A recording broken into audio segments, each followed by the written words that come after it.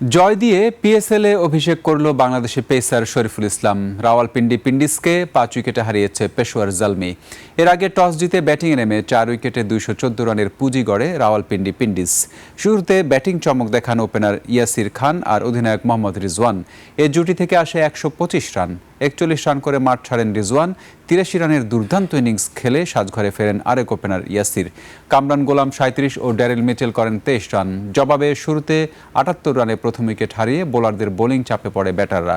এলবিডব্লিউর ফাঁদে 39 রান করা বাবর আজমকে তুলে নেন আসিফ আফ্রিদি। পরে মোহাম্মদ হারিসকে 47 রানে ফেরান বোলার আহমেদ বাট।